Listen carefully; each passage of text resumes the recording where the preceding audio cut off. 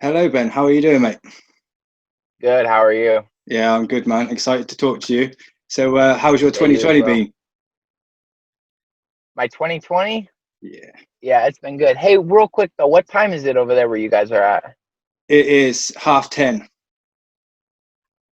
Nice. Yeah. Gotcha. Okay, so you're like, okay, cool. Yeah, my 2020 was it was pretty crazy. I mean, we were in Denver, which was exciting. We just moved here to the bigger city out from the Midwest.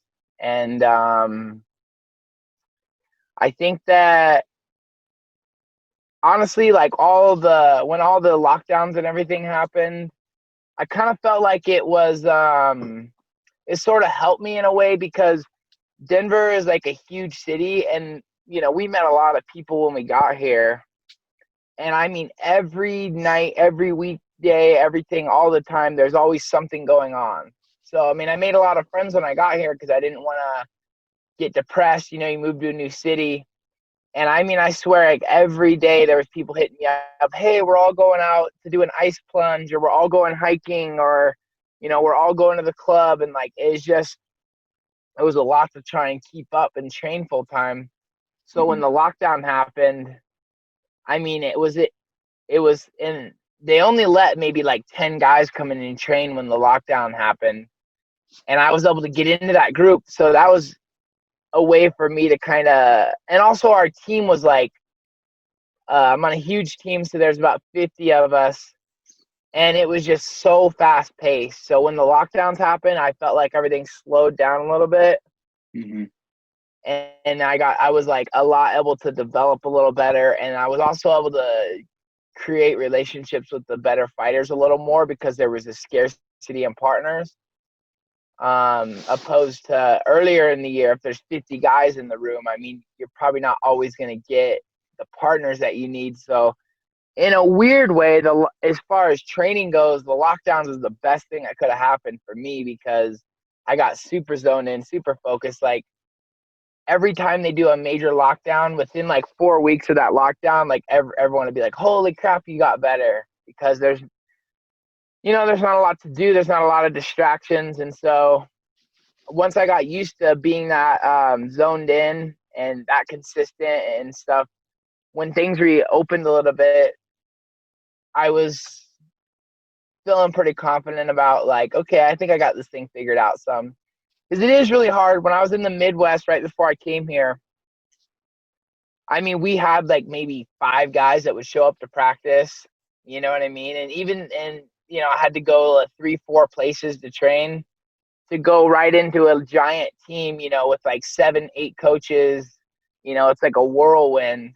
And, they're like, catch up. You got to learn these moves. You got to be able to keep up. And 6 months of lockdown, coming out on the other side of it, like I'm right there, hanging in there, and it was a good thing, honestly. So Yeah. I was Yeah. pretty happy with it. It's definitely good to get that more one-on-one time with not just the training partners, but the coaches as well, because they have more time to spend on you and refine your game. So that is good. Yeah, 100%. When there's like 5 or 10 guys in the room training, you just get a lot more eyes and a lot more time to slow things down, or people will point out. I mean, if you got a bigger team, which we do really well on the bigger team, it's just once you're there for a while, you get a little more synced up with the right coaches and everything. Whereas, when you first get there, like no one knows if you're gonna just dip out one day and not come back. So rightfully, they're kind of, they're not trying to like get too crazy, you know, chasing you around trying to fix everything you're doing wrong because they want to see if you're even gonna hang around, you Hmm. know.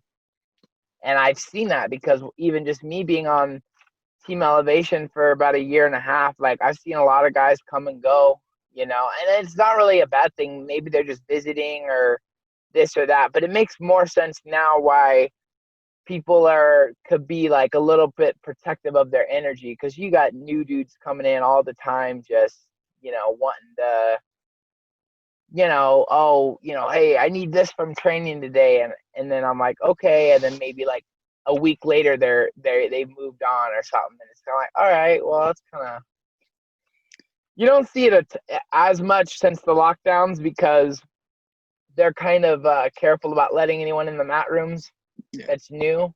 But before the lockdowns, when it was like an open team, guys were trying out all the time, just coming in, and it was cool. It made more sense to me why athletes would be a little bit stingy with their energy and time, because you know, guys could maybe come in and maybe they don't hang around, and then doesn't matter how talented you are, how good you are, or how fun you are. Like, just people are suspicious of, like, you know, you come in, take up their time, and then you just dip, or maybe you just quit training, decide you don't like it anymore, like all kinds of whack stuff, you know. Yeah, you definitely got to be careful who you put your time into, because that's something that you can never get back. And Yeah. obviously, throughout this year, last year, sorry, now we're in 2021, you actually managed to get one fight in, didn't you? Yeah, I only was able to get one fight in, and I think when I was in the amateurs, I was like, I would literally fight and just think of it as sparring because I fought so much. I mean, I remember there being like, in a month I would fight 3 times, you know. Oh, this week I'm going to be here, and then the next 10 days we're going to fly out to here, and then we're going to go back and here. I fought so many freaking times. But it's been kind of nice fighting, slowing down, and like I really didn't want to. When I got on the team, I noticed that guys would come in and they'd be like, I have a fight coming up, and they would just be like, I need everyone to help me. And it was just like, why would you move teams, walk in, the first thing you talk to people like is that you have a fight coming up and that you need all these coaches and everyone to help you? And so I was like, well, I'm just going to focus on building relationships with some of the other fighters and then go from there. So once I felt like I learned like the team systems and got in with some of the fighters and just kind of learned how the team works and stuff like that, and got settled in, I had to get my own apartment. I didn't want to be living with my girl doing camp, cutting weight, you know, in a small place with her. Then I took a fight, but I mean, I'm planning on fighting 3, 4, 5 times this year because I like to stay busy. You know, I think that's when I do my best. But I mean, it was the right move. I feel like when guys move camps, they'll learn, you know, they'll be getting all this information from guys, but it takes months to like really let that information sink in. Like, I think it's crazy when guys move camps and then they'll take a fight. Maybe they'll win, then they'll go right into another fight, and they're not even like picking up the knowledge and stuff from like the guys that have been there forever. You know, they're just so focused on the weight cut and everything else. Like, you gotta, when you move to a new team, you gotta learn the systems and how the coaching staff works. I mean, there's a lot that can go into it, you know. It depends on how big the team is and how high level the guys are. You know, I mean, if you're a UFC level guy and you come in, or if you're in the UFC and you come in, you might get a little more attention. You have a fight coming up. You're like, I just need, you know, this and that. But I think that it was the right move. Not fighting for so long, haven't had to focus on cutting weight or anything like that, and it's been nice to just focus on like the skill, you know. Yeah, And it's definitely. paid off. I'm not even the same fighter that I was in 2017 when I did 20 fights in a row. You know, I'm not even close to that guy. That guy wouldn't even last a round with me. Like, I would myself from 2017 when I fought 20 times in a row, 21 times in a row. I would probably finish that guy in probably 2 rounds, you know? Yeah. It's just a different level, you know? Like, I see guys that are at my old skill level that I'm sparring with, and I'm like, oh, this is easy, you know? This is nothing to me, you know? Yeah. So, Obviously, you said that's partly to do with the obviously lockdown and having more time to just refine your skills rather than focus on a fight or cutting weight. But is part of that due to the people that you're training with and the people you're around as well? Like for example, yeah. you was Justin Gaethje's main training partner for the Khabib fight. Well, I would say that I was Justin's, like, one of his sparring partners, okay? Because it's a little different. with the just because it's a little different if you're the guy that's drilling with him all the time, or if you're the guy that he's like kind of picking out to spar. Because I'm a little bigger, like my frame is bigger than his, and I like to shoot a lot, and so he was like, well, cool, there we go. And then there was another kid in our room that had a similar style, so we spar with him the whole camp. We got to see everything he was working on and everything, and it was fucking cool. Those guys I would say that when you're not good at all, guys at the very top, their advice, it just seems so like it doesn't make any sense to you. But then as you get better and better and you work your way up, like this like vague advice, it seems vague, it starts to make a lot of sense as you get better and better. Like, oh, I see what you're saying. Where opposed to, maybe when you're still coming up, you're kind of like, what are you talking about? But you're like, yeah, okay, man, cool. And then like I noticed that from other athletes, like some of the better guys like Gaethje or Neil or somebody would give them advice, and you kind of see them be like, yeah, and then you see it just kind of roll right out. And I sat there and I'm like, well, I don't want to be like that. So I was like, I got to take everybody's advice super serious. So what I did was I downloaded this recording app on my phone. And after practice, when these guys would come up and give me advice, I would just click record and I would just record them talking to me. So I have like hundreds of clips now, probably like 50 or 60 clips of guys like giving me like this gold nugget advice. Like, you're showing what you're doing in your face too much. Like your facial expressions are giving away what you're doing, or, you need to breathe a little bit between the rounds. Don't just go right into the next round. Or, maybe you shouldn't be sparring as much as you are. Or maybe they'll say, you need to take a few days and work on the single leg or something. And they would just tell me these like gold nugget advice all the time.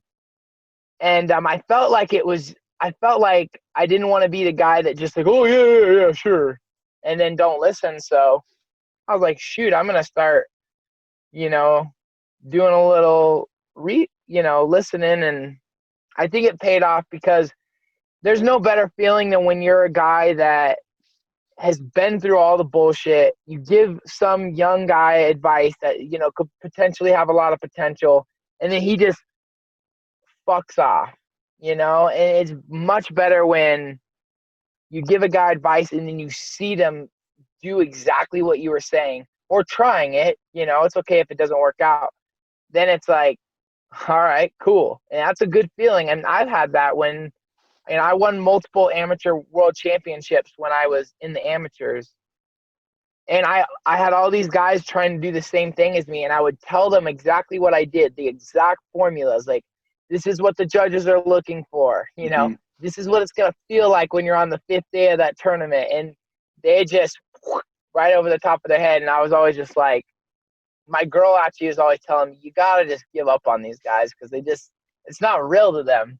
So, when I come into a big mat room and you have guys dropping advice on you, it's just like, I sometimes have to stop myself and be like, you're doing it, you're not listening, you got to stop and listen, take notes and stuff like that. And so I focused on, just trying to be a good listener and stuff. And I think it's starting to pay off some, because now, fast forward into 2021, I guess, like, I'm in practices and guys are just coming up to me like, hey, so and they just talk to me for like 5-10 minutes about a move that I did wrong or something. And then I also had to work really hard to catch up on certain areas that they would even be able to give me that advice. I saw right away that there were certain like systems in the team and stuff that I hadn't had perfected yet. So maybe their advice wouldn't even make sense to me if I hadn't caught up on little areas, like I'm like, okay, I need to get my takedown a little better, or I need to, get my conditioning up some, so that they'll even, that way they can start focusing on the smaller things. So, just actually doing what people say to do is the thing, because people always become super successful, and then I know I can just feel it when I'm around them, and it becomes more and more true to me the more I hang out with like successful people, is other people. you know, and I'm not talking like they want to help you, but like mentally they want to explain to you how to win. They don't want to see other people not winning, you know, they want to Hmm. explain to you how to get there. So they try, but then people just blow them off.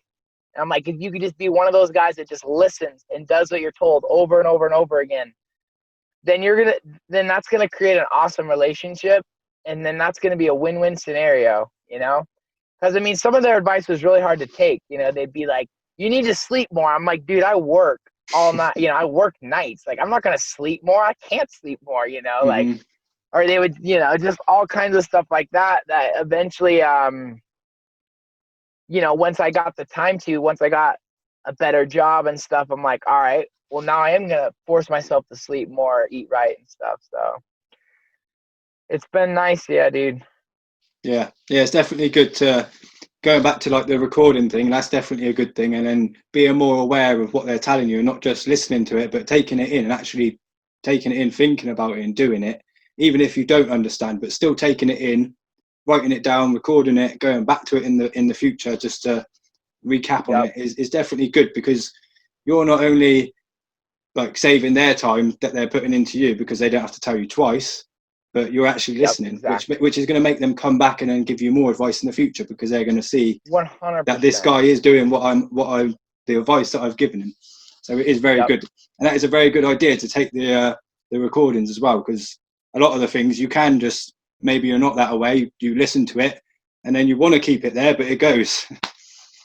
yep, exactly.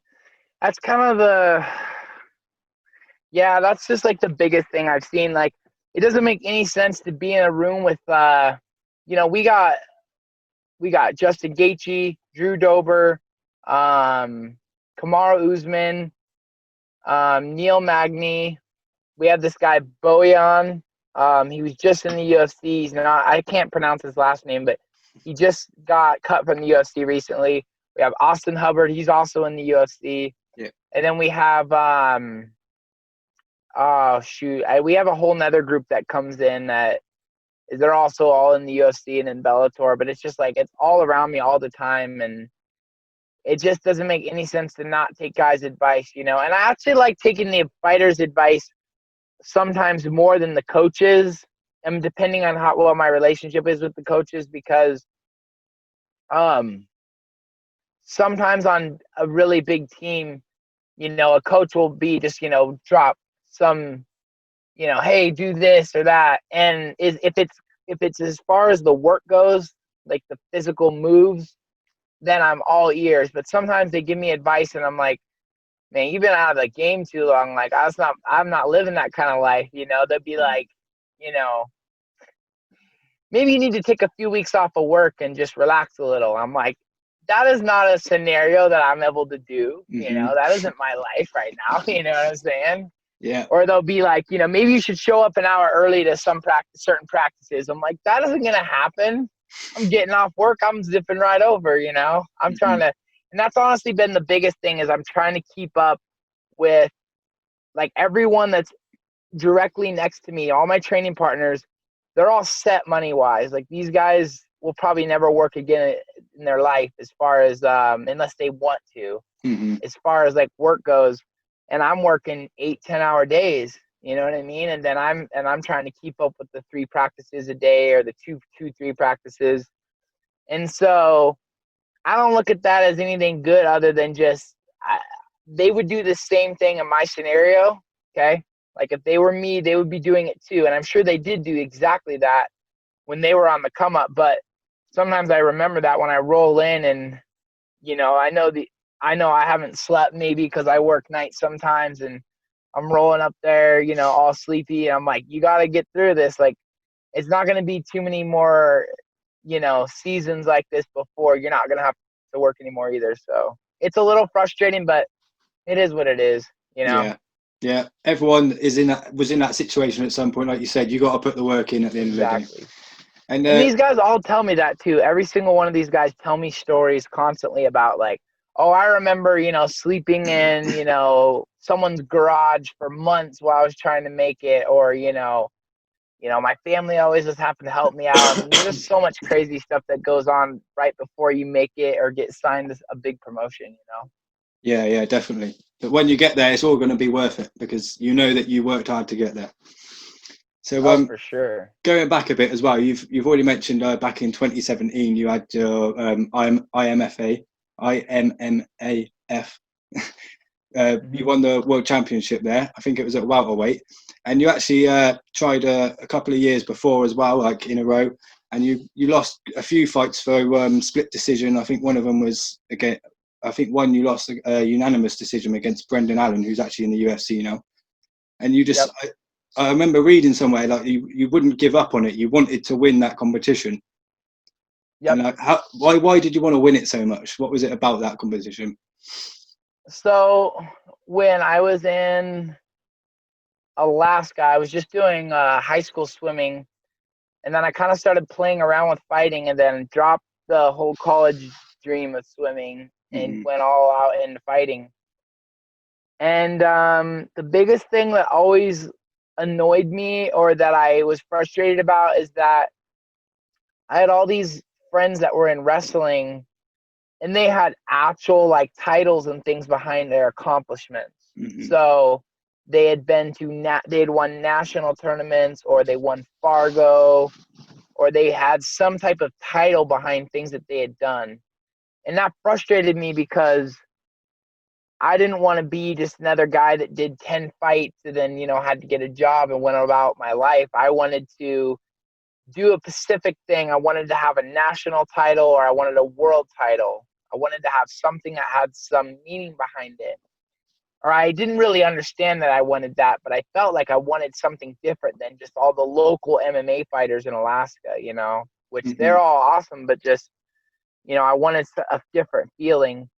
And so when I was training one day and my coach came down, he's like, hey, they're hosting this, they're trying to start an Olympic league, and they're hosting these national tournaments to find qualifiers. And since we're in Alaska, we would be the most northern region. And he was actually talking to one of my teammates. He's like, you should do this. And I started bugging him for weeks. Like, I want to do this. I want to do that. This is exactly the type of thing I'm talking about. So it was advertised as this U.S. national tournament, like the first legitimate national tournament. And I trained for a couple months, flew down, competed, and I actually broke my hand. So I'm still trying to get them to fix the record I'm trying to get them to fix the SureDog or whatever it is online, because I never actually lost at that tournament. I actually broke my hand, and then they just qualified me the next couple of days when I would have been going in for the finals. So I had to buy, and then when I was trying to come back in, they did a scan of my hand, and they said I couldn't fight. But then later I seen that there was a lot. It came out as a loss. So it's sort of weird. It is what it is. And so I was like, well, I really want to win this national tournament. And so I tried 4 years in a row. And then my last year, I fought a super, super tough guy. I think he was like 15-1 or something like that as an amateur, super tough. But I beat that guy. And then a few weeks later, maybe like a month later, I went and competed in the Ringside World Championships for boxing, and I won the World Championships. And then I did a bunch of local fights, and then I hopped on the plane, flew out to Bahrain, and then I did another 5-fight tournament, and I won that too. I won the World Championships there as well. So that's when I did 21 fights in a row, and I think some of these fights are online, but the biggest frustration for me is I have 73 fights, and almost none of them are online or anywhere, but I have video of every single one of them. I'm going to release a highlight reel one of these days of all 73 fights. You definitely should. But yeah, I fought Brandon Allen. That was a super tough fight. That was, I think, the second year I went down for nationals. And I was kind of frustrating too, because I trained really hard that year, and I was going to compete at 170, but there was only 2 guys in the 185 bracket. For whatever reason, all the brackets are full except for 85. And my coach was like, just move up a weight class. So I literally weighed in at like 176 to fight at 185. Brendan looked huge next to me. You know what I mean? It was a terrible idea. I think he was like a brown belt at the time, and also had a bunch of college wrestling experience. But I mean, we went to a decision, and I don't know. I'm happy that I went through that now, you know. It sucked at the time, but I'm really happy I got to get in there with someone because he destroyed at Worlds. He rear naked choked everybody, went right into the pros, and then went right to the UFC later. So I'm pretty sure one of the good for guys you him. defeated at the IMMAF tournament, he's actually 11-0 in his professional career now. I think it was the guy that you said that you had a really tough fight with. I think he won by split decision, but he's 11-0 now. I'm pretty sure from what I was researching the other day. Was it Javier? That's pretty cool. I can't remember his second name, but it was something. Yeah, that's really cool. Yeah, a name like that. But you've actually. I know. Sorry, carry on. No, go ahead. I was just going to say you've actually got some like very crazy stories to do with like your younger days of fighting. You put on your Instagram some crazy stuff of like you throwing people out of the ring, finishing people with like punches to the leg and stuff like that. Yeah, that's Alaska for you, man. So this is what I did different than all the other fighters in Alaska at the time is, I mean, these guys would just rack up pro wins, you know? And so I was thinking about it. I was like, all right, look, when I moved down to the States, which I was planning on doing some date in the future, I was like, these guys are going to be really good. And by the way, this ended up being true, okay? And I was like, I don't want to move down to the States having like 7-0 as a pro or something like that. A local, you know, guys, you know, they maybe are not tough, you know, but I don't want to go be like a 7-0 pro, go down there and then have like huge gaps in my game, right? And so what I did is I hit up every promoter in the state and I just set up all these weird random fights. Like I'd be like, I'll pay $500 toward the promotion if you can find me an amateur. Like I did anything you could think of to get matches. Or I'd be like, or I remember I did one whole tournament. I fought 3 dudes and they were all exhibition fights, but these were legit pros, like legitimate, like, you know, 15, 16 pro fights. One guy came straight out of ATT. I had to fight, you know, but it was 3-3-minute rounds and it was an exhibition and there's nowhere you can find it anywhere, you know. And then I remember I did a bunch of Muay Thai fights, but we used these little tiny like 6-ounce gloves. I mean, these things, your whole knuckle was coming through. And I remember like I could blast double a guy and they wouldn't really say anything. It'd just kind of be like, hey, you know, chill out, man. So, I mean, it was completely whack. Like, I've had so many crazy fights in Alaska. I think I fought probably 30 times in Alaska, just popping around to different promotions, doing tournaments. I even got this one promotion to host a open weight class Muay Thai belt. And then I went down, I fought like a guy that was like 215, 230-ish pounds. And then I just kept defending it against anyone, anywhere that would come out and fight me. I would just hop in my car. We'd drive down. I would fight. It was 6 hours from us. And then I would hop back in the car and we'd drive back in snowstorms. Like one time I did this fight and we drove 13 hours in a snowstorm down to, I think it was like Seward, Alaska or something. We drove 13 hours in a snowstorm. I put down all the seats in the back car, turned the heaters on high, and I was warming up because we were going to be late. And our little car was like, whoo, and the snow was blowing.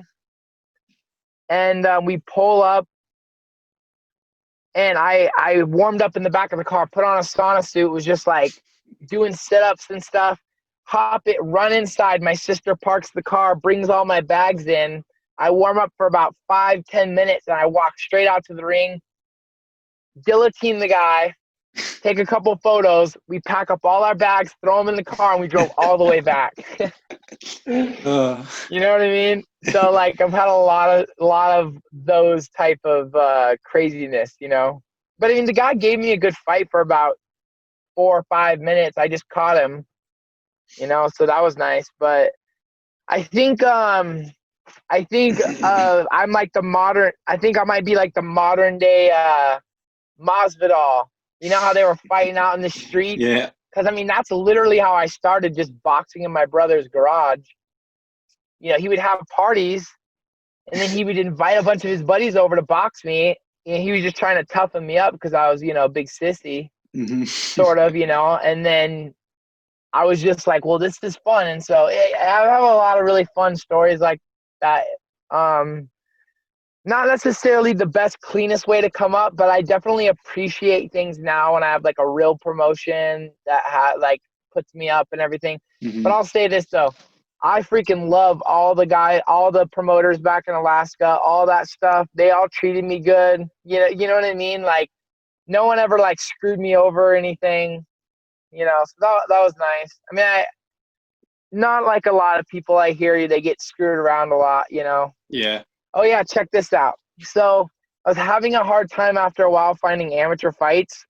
So, and no one ever believed this, but I can share some clips and stuff. But I had crashed one of my trucks, and I got a huge insurance payout, right? Like a ton of money. I took that insurance money, and I bought a whole fight promotion. Like, bought the cage, everything. And then I linked up with a bunch of gym owners, and I just started hosting shows. I hosted 6 MMA shows, and they were super successful. I mean, I think one of them tanked. You're going to get 1 or 2 of them that don't work out. But, I mean, we packed the place, and then what I would do is I would set the whole show up, and I would fly an amateur up from the lower 48, which is like the lower states. And then I would compete against that guy in the show. So I would host the whole show. And then about 20 minutes before I would have to compete, I would go warm up, go compete, and then go back in and change. And then go back out on the floor and, I would be like selling raffle tickets or whatever we had going on. But it was a giant venue too. Like 1,700 people came to one of them. It was a massive show.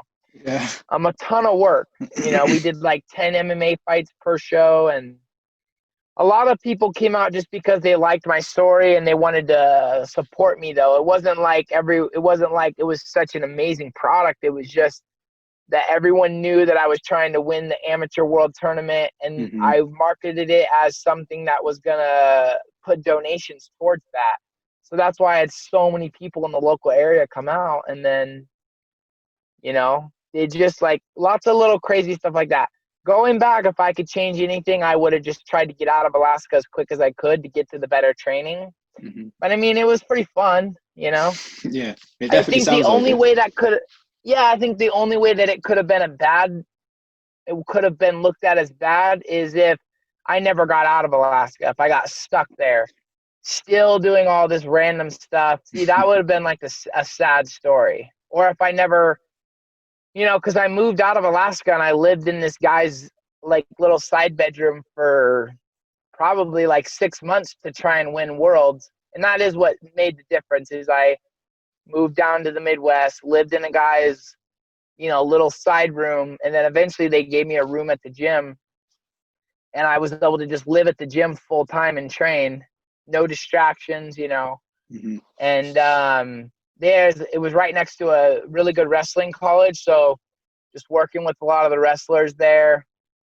I was able to go out and win the world tournament. So that was really cool. But, even then when I moved to Denver, it was such a ego kick in the nuts because there's like, these guys are pros, they don't care about the amateurs. And that was the best thing that could have happened for me. It was like months of like getting humbled because in the area that I was training in, I was the best guy there, other than like a pro here or there, but they'd be like across the state. And then I come here and like, I'm not even like in the top 25 guys there. You know what I mean? I was like an absolute out of shape compared to these guys. The elevation, the level of training, these guys are ex-college wrestlers and stuff. I was so out of my league. But I mean, I'd say a year and a half of training, I don't feel like that anymore. I feel like these guys all can still kick my ass. I mean, Usman, Neil, Justin, any of these guys can still kick my butt.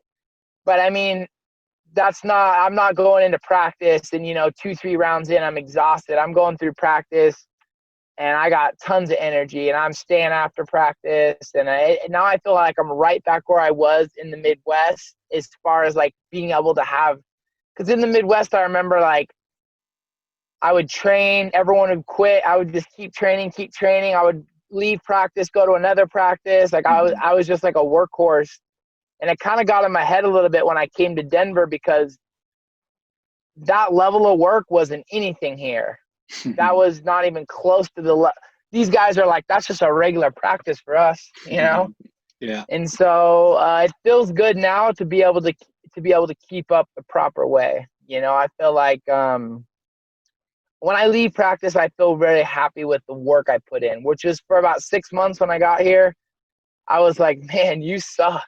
You know, I was thinking that like, you are not there, you know? So it feels good to be catching up a little bit. Yeah, definitely. It must have been crazy having like that sort of connections in Alaska, because I'd imagine it's like sort of that sort of like area where everything's connected. Whoever you speak to knows this person or this person in that sort of community. Do you know what I mean? Yep. Well, I mean, I think the thing in Alaska is that it's huge, right? I mean, it's like bigger than most of the states. And so on the very bottom, and then in the middle, and then at the top, there's totally different communities. So it's like they're all spread out by like 400 or 500 miles, right? And so I was able to compete in one area, then we drive, 200-300 miles to the other area to compete at a different time. So it wasn't like it was all happening in one spot. It was kind of all over the state. Yeah. And a lot of times when I threw my own shows, we just flew a lot of guys up from different areas because, but I mean, that's just crazy to me. A lot of people don't even know that I like was a promoter for like a year and a half. I was promoting shows, it was craziness. That is crazy. You wouldn't have thought it. I mean, a lot of people thought that's what I was going to do. I was going to become a promoter. Yeah. And then I dropped all of it. I still own a cage. I still own like a $10,000 cage. You know what I mean? Like I still have all this equipment back in Alaska, all the connections and everything. I don't know. But I'm happy to not be doing all these weird random hustles now, Yeah, definitely. It's definitely going to benefit you in the long run to be a lot more like in a professional setting sort of thing. Oh yeah, that's why taking like a year and a half to just do only one fight, that's fine. Like I've already had like a million fights. Like I don't need more fights. I just needed more time training, catching up in little areas. I'll give you, for instance, even though I've won probably 98% of my fights, or I mean, as far as like the ones that aren't on record, like I'm not sure what it says online, but like as far as just like the bulk of the fights I've had. I'm pretty sure it says 30-3 for your amateur record online, and then obviously 2-0 as a professional. Yep, and then I have 5 pro boxing matches, and then a bunch of amateur ones, and then I have a bunch of those Muay Thai fights, you know what I mean? And a bunch of random like kickboxing matches, all kinds of stuff. I've even done like boxing matches in the cage, whereas like I had to train for it because the guy's super tough, show up and do like a boxing match in the cage. I even did a boxing match tournament, and I don't even think I counted those towards like fights that I did, you know what I mean? But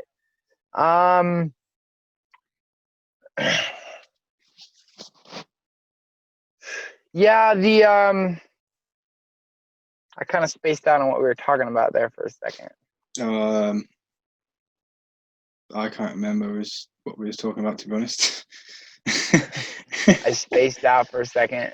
Oh yeah, I was gonna say the biggest thing that I know, it's a weird thing, but I think that one of the biggest changes that I made recently was, and it's the reason I've taken so much time off also, is I started a strength and conditioning program with like a super high-end group. I'm talking like these guys are insane. They put so much time and energy into the training, and it's super advanced. It's not some, in someone's garage doing some lifts, they're almost as advanced as that like Sam Calavita guy that works with TJ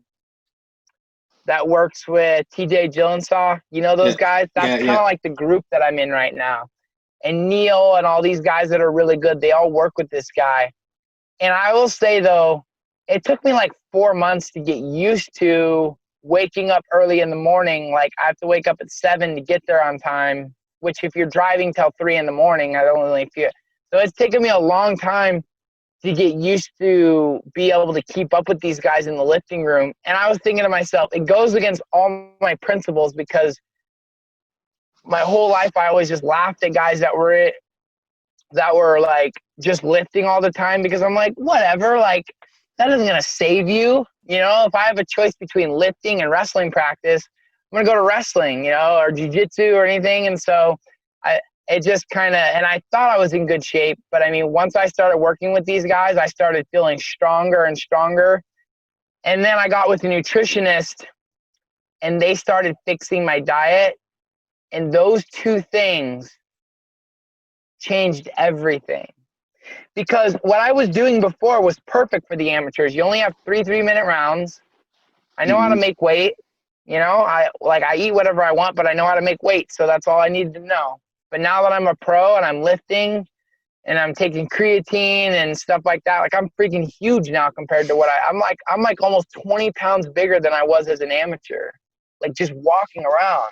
That's crazy. And so that was the biggest change recently that really upped my game, was having a strength and conditioning program. And then like they do so many weird things. Like we're not just lifting heavy. We're doing like stretch band workouts. We're doing a ton of stretching. We're doing like sled runs and like inverted pull-ups and different like squat explosion workouts and stuff. And then I wasn't a huge believer, but I was like, I'm just going to do what the better guys are doing. I'm going to do what I'm told. And then about 3-4 months in, a little bit after my fight, I started feeling the benefits kicking in. And I was like, holy crap, this is totally different now. And then I got a manager, KO rep. Yeah. And they got me some sponsorships, so I'm able to take off a bunch of time off of work.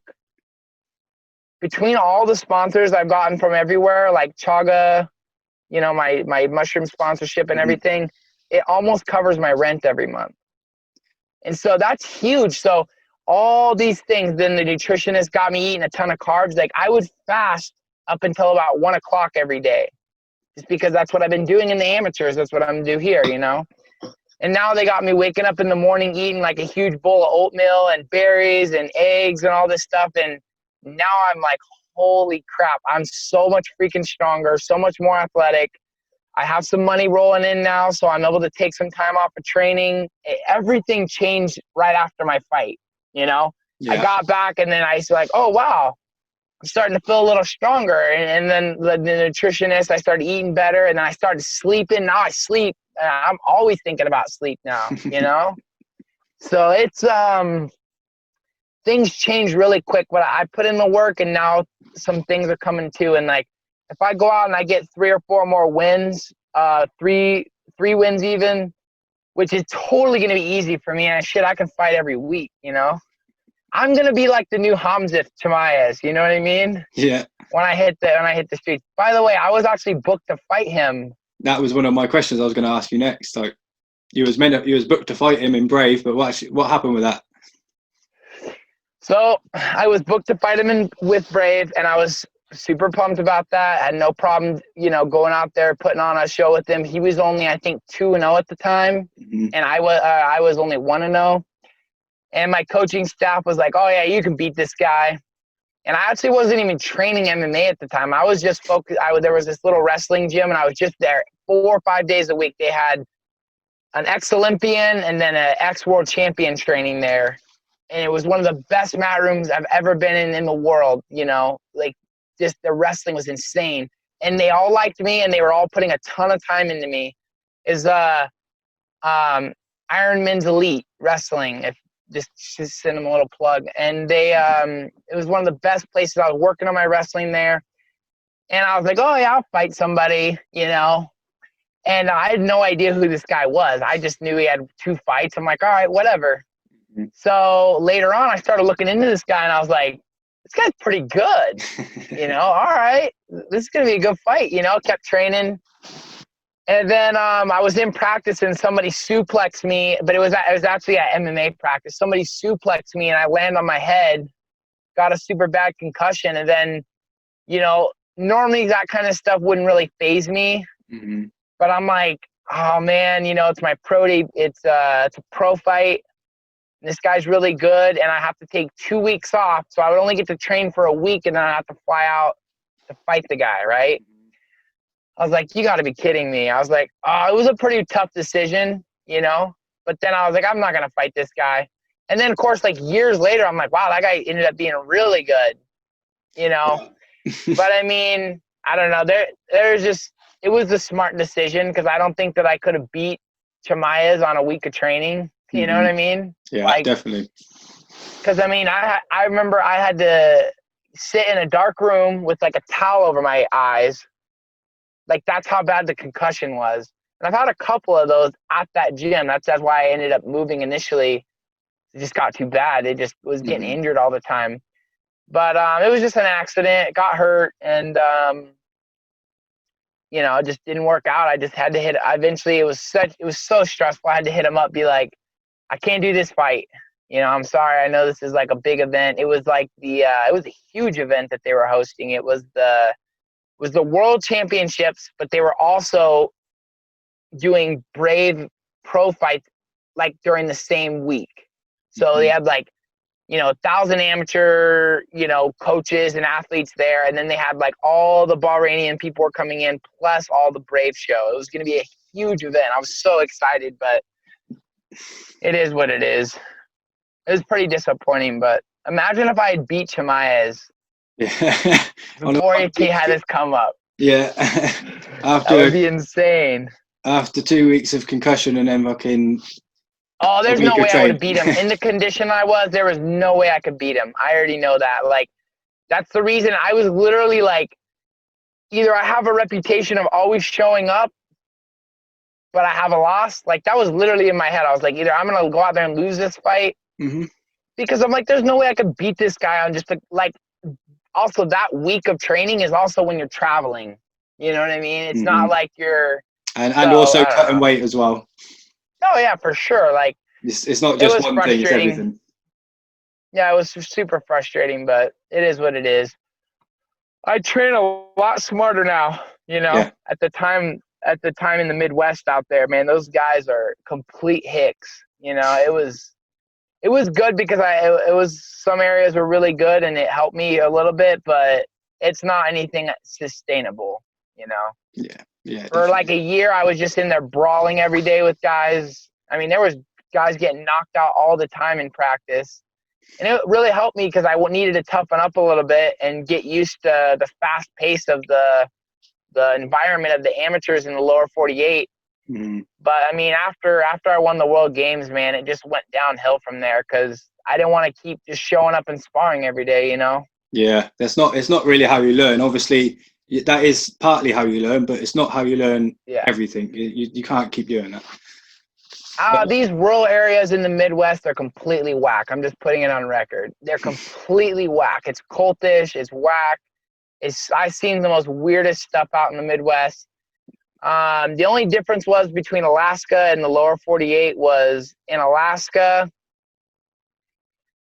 everyone's just trying to do their best to get fights, to post shows. I get it. It's totally fine. Even though I've seen some super whack stuff in Alaska, like Muay Thai fights with MMA gloves, but also like sometimes they would let them fight on the ground. It was just weird. Like, dude, I saw some weird stuff. Like, one time I saw this fight between these two girls, and the one girl gets knocked out. It's an MMA fight, okay? Total MMA fight. The one girl gets knocked out. They stand them up. They give this girl an 8 count, and then they let them continue. What the hell? These are the types of things I saw. I filmed it because no one's going to believe this shit. I'm a real big guy in like filming things, recording things. I film this shit because I'm like, no one's going to fucking believe this. This is insane. So I film it happening. I'm like, this is completely whack. They probably TKO'd each other at least 4 times throughout that fight. 3 times maybe. Like, they got a standing 8 and then they let them continue MMA. Didn't make any sense to me. Doesn't make any But sense. yeah, in the Midwest, there's no reason for that. They're just prideful and they're just ignorant, you know. Mm-hmm. In Alaska, people didn't know what they were doing, or, you know, they were just trying to make some money, make the fans happy. Sometimes the fighters were the ones that were prompting it to be a certain way. It just is what it is. But in the Midwest, dude, it's just so whack out there. It's so whack. Yeah. I definitely have to get you back on in the future to talk about some more of this stuff, because you seem like you're full of it. There's so much stuff. There's so much bullshit, dude. The weird thing is that my story, it's not just me. Like, whenever I bring up some of these stories to some of the better fighters, they all have their own stories, similar versions of it. Mm-hmm. You know, it's just, you know, it's just recently in my past, you know, it's just barely out the back door. But these guys have been past that stage in their life for a long time, you know. Mm-hmm. So they're like, oh yeah, I remember doing that. Like, I was seeing all kinds of crazy stuff. Like, I used to go to shows with my bag and just sit there and ask the promoters over and over again if they would let me compete, or if they had someone drop out. And they were like, oh, just give me a minute, man. Like, I don't know if that was going to work out. But I actually got a lot of matches like that. I just waited, and then somebody wouldn't show up, or, you know, they'd call me the day before, hey, it looks like you were right. You know, so-and-so didn't show up. Like, you want to hop in? And I'm like, yes, absolutely. I've done that a lot of times. So I don't know. Probably got 10 of my matches doing that.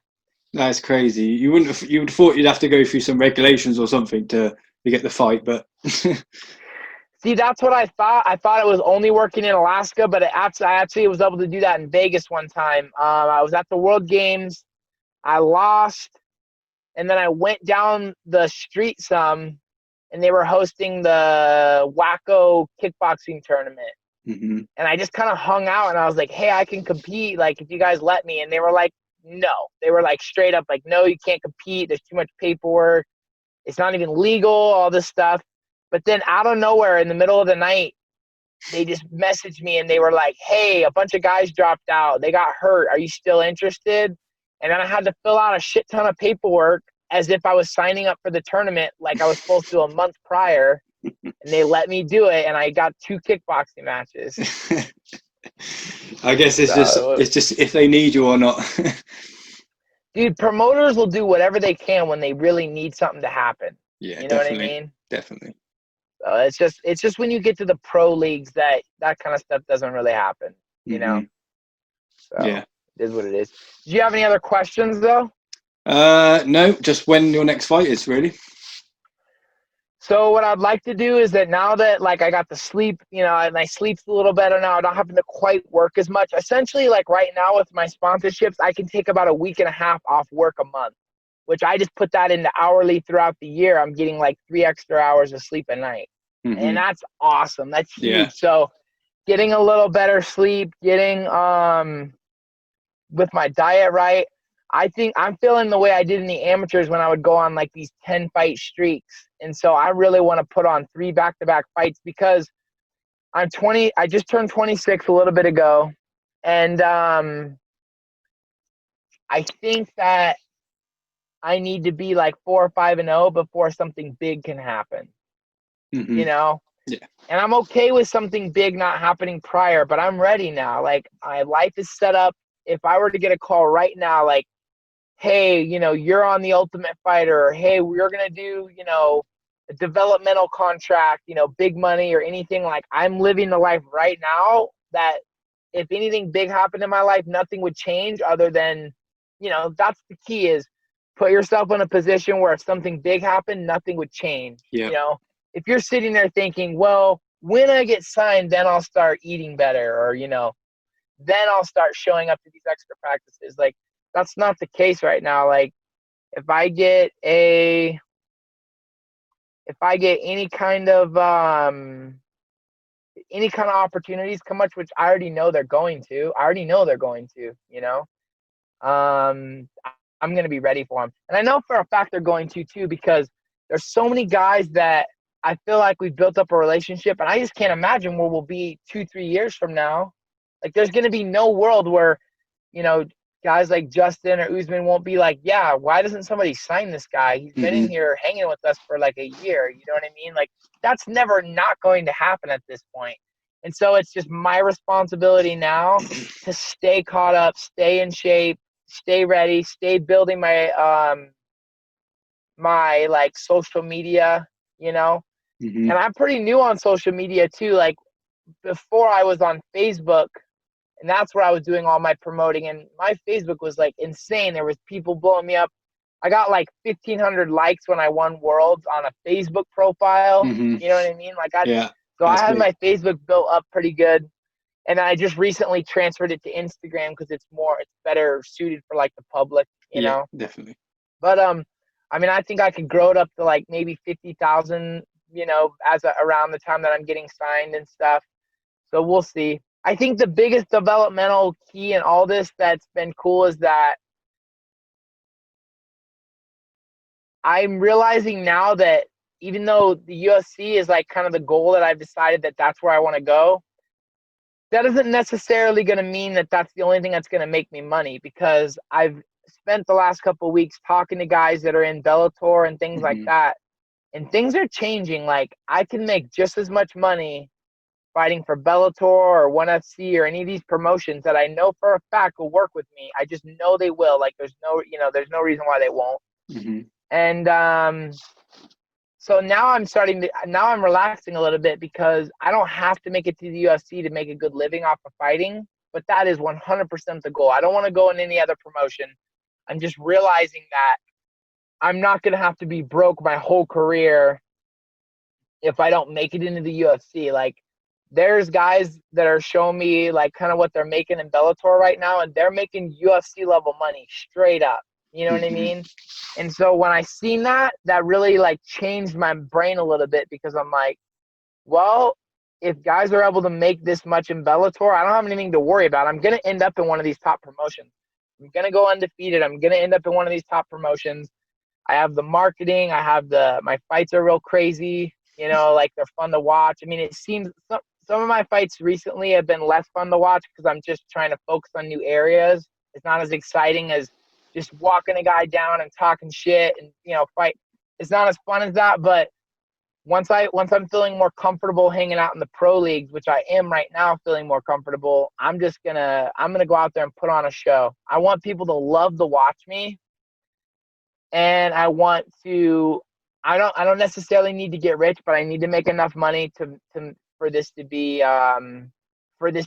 everything. I need to be able to not think about money at all, not ever again in my life. I don't necessarily need that. I just need like a 5-year streak where money is not an issue. I just have to focus on eating right every day, training, because I think I could be, just based on like what guys have told me, like my mentors and stuff, they're like, dude, if you can perform the way you are in the gym, in the cage, which, I mean, I know I can, but they're just saying this because they're not gonna hype me up. You know, they're just saying, hey, you know, if you could do what you're doing here in the cage, you're literally hanging out. You're literally going rounds with Usman, going rounds with Neil. I mean, my rounds every week is like this: Usman, Justin, Neil, Boyan, which Boyan is this guy at our gym. He's super tough.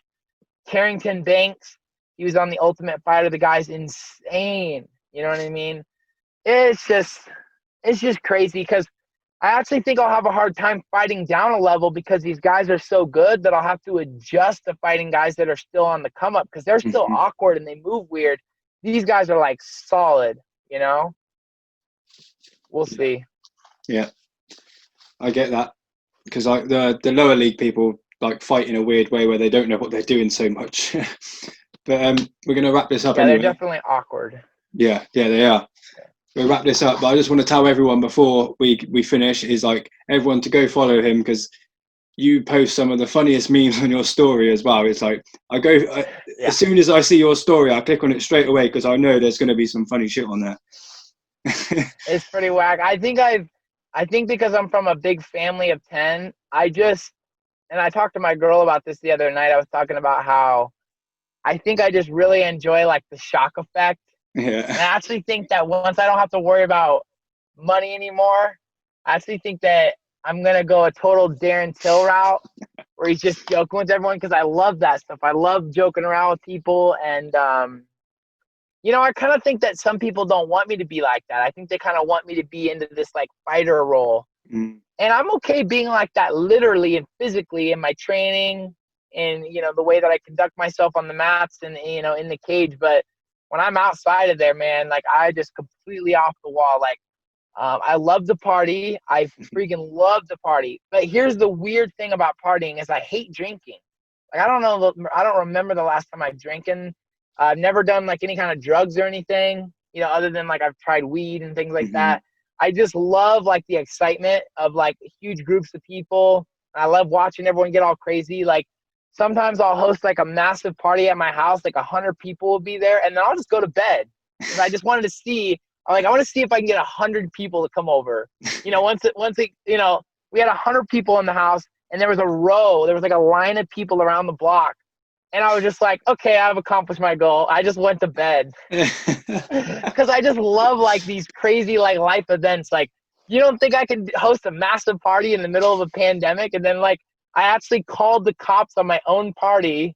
They come there, and I'm like, can you guys help us get all these people back home? Because like it was insane. Like the parking, it was bad, dude. Like the parking lot was filling up. Like someone's car like got stolen in the middle of the party. Like someone tried to drive off, stopped, and got out and ran because they changed their mind, I guess, in the middle of it. It was completely whack. And like I started all these jokes like, if no one dies, is it really a party? I just love stuff like that. Like, and the thing that I say to some of my mentors that are kind of you know, a little skeptical as I say, and the ones that know me aren't skeptical at all, is because I say, I mean, if you're training as hard as like we're trying to 3 times a day, you know, not every day, but like several times a week, 3 times a day, you know, eating right, like you'll go crazy. You know what I mean? You'll just go absolutely crazy. So every couple of weeks I try and do something crazy off the wall. That doesn't involve drugs or alcohol or any of that. Like I don't like any of that. I just like shock effect. Like, maybe like seeing if you know, we could get like, you know, 20 or 30 girls to like come over and like, you know, do like a Bible study or something type of like joke or something. Just I love joking around. I love having a lot of fun. And like if I don't go and if fighting doesn't work out for some reason, I don't feel like it won't be because of my lack of hard work in the gym. But I won't be too upset because I think I want to go in and try and become a comedian or something. I don't think I'm actually that funny, but I just think that world is hilarious. Mm-hmm. You know what I mean? Everything is, I love shock effect, and I love things that are funny, you know, essentially. So, because I don't really think that there's a lot of other points in life, you know, like as long as you got your money figured out, like the only thing that's really left is just to laugh and have a lot of fun and, you know, make sure that you keep an eye on the people that you care about and stuff like that, you know. Like there's not a lot of other stuff that I'm interested in, you know. I like to have a lot of fun and joke around and laugh, and I want to get my money right, you know. 100%. And fighting is obviously, that's not even something I have to talk about because I'm actually doing it. I don't have to ever talk about how passionate I am. I'm at the gym. I fucking live there practically, you know, throughout the week. So like, you know, I don't ever have to talk up my gym stuff. You know what I mean? That's just a given. And my commitment to things like winning the world championships and things like that, to me, not to anyone else because it doesn't matter, but to me, it's like, okay, I know I can commit to something for fucking years if I have to. Like, I don't give up on stuff. I get hung up on one thing. I'm like, I'm not giving up until I get there. So that's another thing that I already know I have. I don't need some coaches to believe in me. I don't need anyone to believe in me. I've already been there. I've already done this stuff. You know what I mean? And honestly, these big 5-fight tournaments, I've been to a whole pile of them, and they are so hard to win because you only get 3 3-minute rounds. It only takes one judge deciding they didn't like something you did.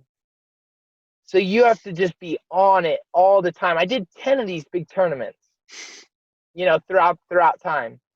And it's just like, I don't know, just because I know that I have the commitment to stick with things, you know what I mean, for years and years if I have to. So it is what it is. Also, I think that maybe my ability to network and put myself out there, like I see every day guys in the gym, they're training, and they have someone like Justin or Usman there, and you can see that they're kind of reaching out, wanting to help them a little bit, hey, why do you do this or something? And they're just kind of like, yeah, cool. And I'm always thinking to myself, and I know it's just because they're shy and they don't want to be, that guy, but I'm like, man, you got to take advantage of these like opportunities, because it's not like you're taking from these guys.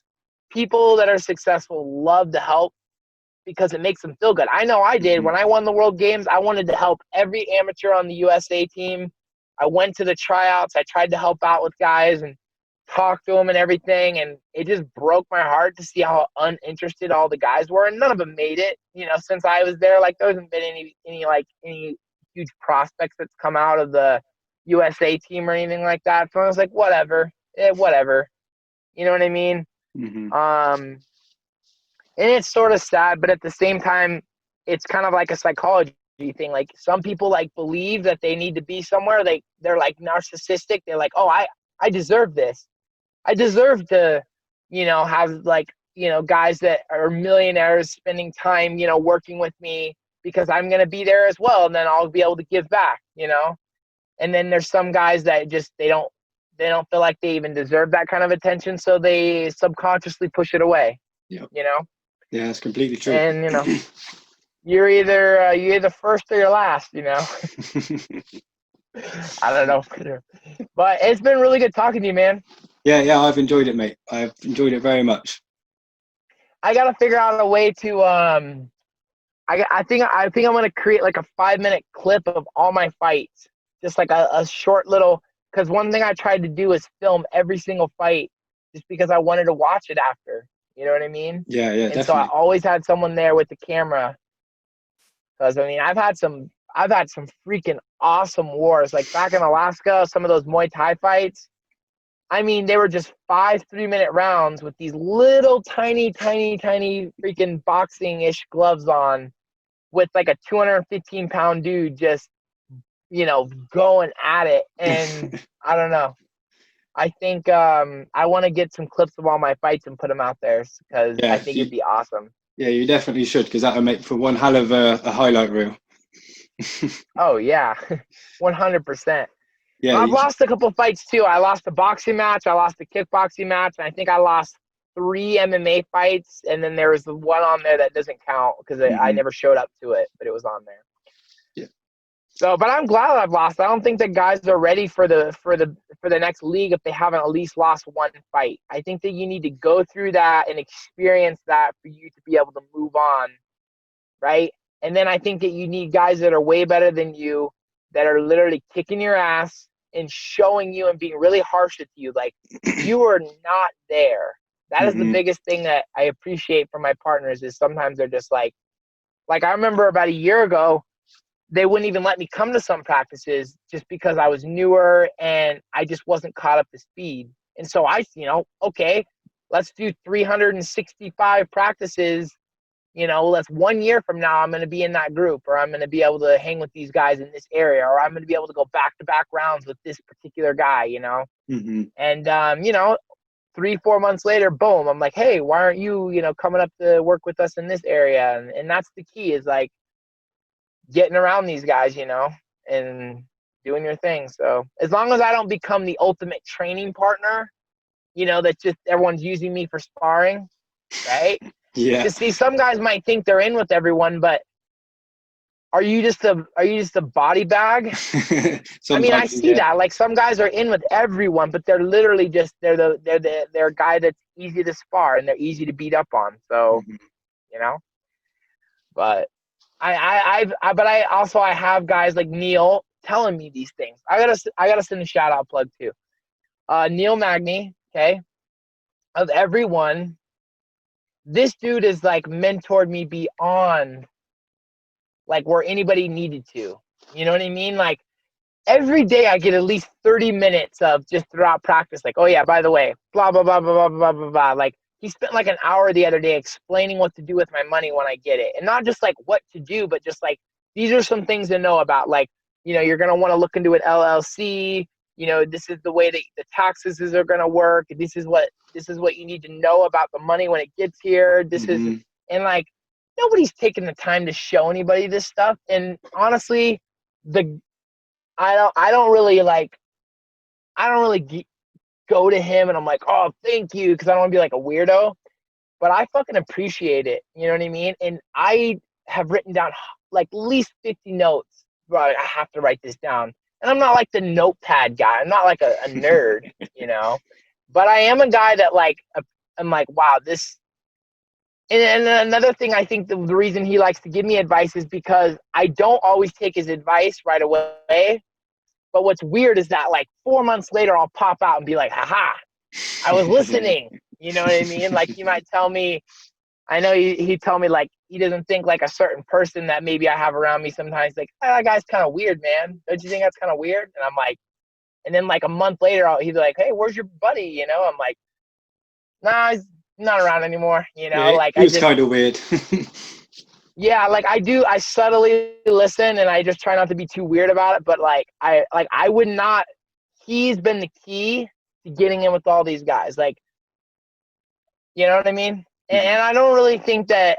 I know he's a really awesome guy. I just think that, he's like I don't think that a lot of people take the time to listen to him. Like they should. Yeah. But guys that do, you see it. Like, you see the guys that he's mentoring, they're doing really well. And like Usman and Gaethje, they're also like huge mentors a little bit. But the thing is that it's more of a recent thing where they're starting to switch from me just being like the body bag, that they're sparring, to starting to be like, stop and give me some advice. Where Neil, like, I was only on the team like a month and he started in on me, you know what I mean? Started like dropping bombs on me, like, well, think about this, or, he says to me probably 20 times a week, well, you just have to think about what you need. Don't worry about what other people want. What do you need out of the situation? And so I'm like, shit, It's and then he even true. flew down out to Missouri for my fight.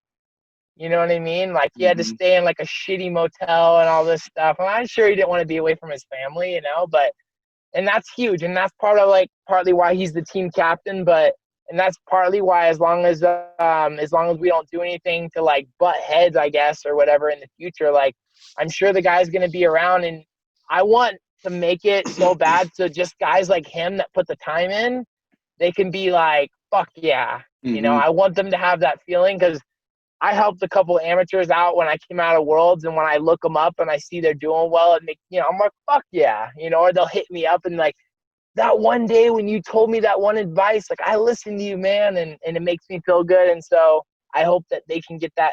I hope that especially him can get that feeling as well. He pointed me in the right direction for the certain coaches. He's the one that got me into lifting. He's the one that like sort of hinted that I need to get my diet straightened out.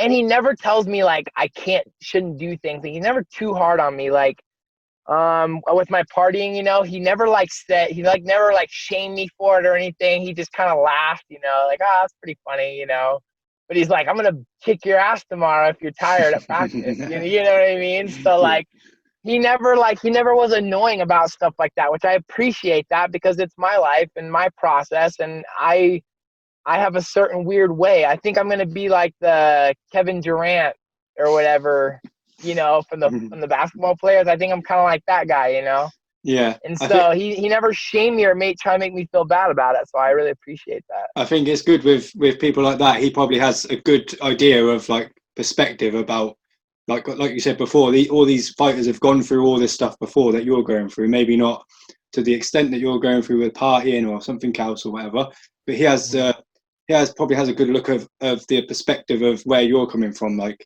he's probably been in that situation before and known, maybe 100%. He's had someone say to him like, you shouldn't do this, you shouldn't do that. So he knows it's your life to live, you should live it. So it's up to you if you want to try hard, blah blah blah. Absolutely. There's been a couple times on the team where I like fucked up, like slept in or something for a morning practice, and he totally vouched for me. He was like, oh no, I'm sure something went on. He calls me in the morning, hey, where are you, man? Like, you okay? I'm like, yeah, I'm good. I just totally like lost track of time or something. It's only been a couple of times, but it only takes a couple times to, you know, kind of piss off a whole group of people or something. And he was, you know, way ahead of the ball. Oh, no. Ben's good, man. You know, like he's got, don't worry about him. He'll be there. You know, he's figuring it out. And shit, man, if I didn't, you know, you got to have that here and there because, you know, coaches don't want to deal with bullshit, you know, and I know that, you know. I've just had a couple times throughout the year where, like, you know, my alarm didn't go off or just, you know, it happens throughout a year, you know, once or twice. And, you know, it's just without my back a little bit and stuff. And then, yeah. And he also found me my manager, too.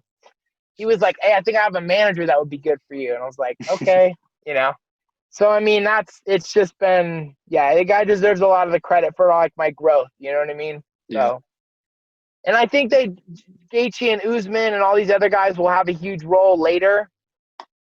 But, I mean, I think that, like, it'll be when I get into the UFC. Like, or as I've stuck with the sport longer. You know, they kind of train in a different gym than we do. They're just there for sparring. So it's like, I don't know for sure how much they're going to be trying to help me out, but you know, they just started inviting me to wrestling recently. So now I'm getting 3 practices a week with them. And then, you know, they'll start inviting me up for grappling, and that's kind of how the progression goes. So. Yeah, hopefully. So it's been great talking to you, mate. It's been a long one, but I've enjoyed it. Yeah, absolutely. Definitely have to go again. Yeah, for sure. Well, now you kind of got, like, whenever I do interviews multiple times, it's easier because the first one is just like a ton of information. And then the second one normally is just like, okay, this is what I have going on. This is the craziness, you know? Yeah. So, well, I'm really glad that you guys are amused by my crazy instinct. I love it, mate. It's so funny. That makes me happy. The only thing left now is to actually see it on the video. So I'm looking forward to watching the highlight reel. Yeah, I'm going to try and put it together, man. I've been talking about it for a while. It's just, I got to go through and find each one, find the video. I think there was only 2 matches throughout time that there wasn't video on because they were back in like a long time ago. You know, I wasn't even, so. If you ever need any help or anything, just let me know. Absolutely, man. I really appreciate that. No worries, man. And then when are you going to air this? I'll probably edit it tonight or tomorrow. Probably tomorrow now. Okay, no problem. I'll put it out tomorrow. Dude, I'll send you guys some awesome shout outs and stuff. I appreciate that. Hey, was there any questions that came through on the questionnaire? There was a couple. There weren't too many. Let me just have a look quick. If there's not, it's no big deal. I was just wondering because I was curious about that.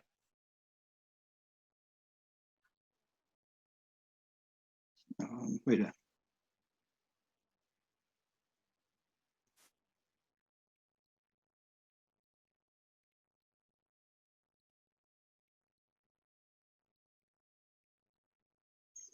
Yeah, there was someone asked future plans, and then one guy. Future plans 4-0 or 5-6-0 UFC. It's nothing crazy. And then this guy, do you know him? Oh yeah, I do know that guy. Weirdo. Yeah, he said, when you faked an injury right before your fight because you were scared of his wrestling. Cam's that he's talking about. That was the only that ones. guy's great. Yeah, that's one of those guys from that whack gym I was talking about. Yeah. They're always out there getting that brain damage. They obviously don't know how to learn properly, do they? Oh no, they're completely whack, but it's totally okay.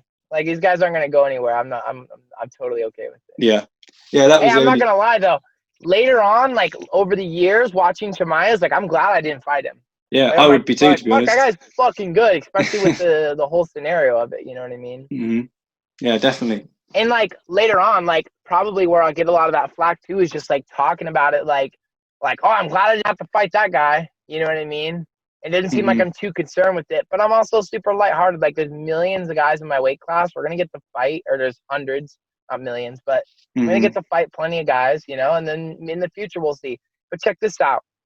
it's not been that long since that fight happened. Now Neil is trying to fight that guy. Yeah, You I know know. what I'm saying? Like, I'm sort of glad that I didn't need to fight that guy. You know what I mean? Definitely. Especially with Especially not under the conditions. Yeah, 100%. I wouldn't want to. Well, I wouldn't want to fight anyone after having a concussion like 3 weeks earlier. Yeah, the thing is that I've done the reason that seems kind of strange is because I've done stuff like that. I'm the guy that's always like, I'll compete on whatever injuries. You know what I mean? But not necessarily a fight of that level. You know what I mean? Like, as I've gotten out of the amateurs, I'm starting to have to drop some of my, like, prideful, I'll compete. Like, you can break my arm, I'll still compete. Like, I'm not necessarily that's not going to come out of me until I'm in the UFC, and there's big money on the line. In the amateurs, I never wanted to miss an opportunity. But, I mean, in the pros, if you got a loss on your record, it's so hard to come back from that, and then it's easy to if you just keep plugging away. But, I mean, it could take years to come back from, if you get 2 losses in a row, then it's like, Jesus Christ, So, Yeah. it is what it is. But, yeah. Definitely. Alrighty, well, it was really good talking to you. You too, mate. You too. Definitely have to speak again in the future. Absolutely. I think I get 4-5-0. We're going to get a call. We're going to do something cool. So it'll be good. Yeah. I know that Usman, in his short conversations with me, he said, you get to 4-0. He's like, I'm going to make some phone calls for you. I was like, whoa. I was like, calm down, everyone. But, Yeah. he said, he didn't say that. He says, if you were 4-0 right now, I would be able to make some phone calls. He's like, you got to get some more fights. That's what he said. I said, okay, I hear you, man. No big deal. That's it. You just got to get some more fights in, keep getting them wins, and then someone will take notice. And if they don't take notice, like you said, you've got the people around you that can make people take notice. Oh, yeah, it'll be awesome. People will take notice, though. Don't worry. Yeah, I'm sure they will. From the stuff you told me. We're going to put some shot content out there for them. We'll get people's attention. Yeah. Well, as soon as you do that, I'll be sharing it as well. All right. Sounds good, my dude. All right. You have a good one, all right? You too, mate. See ya. All right, sounds good.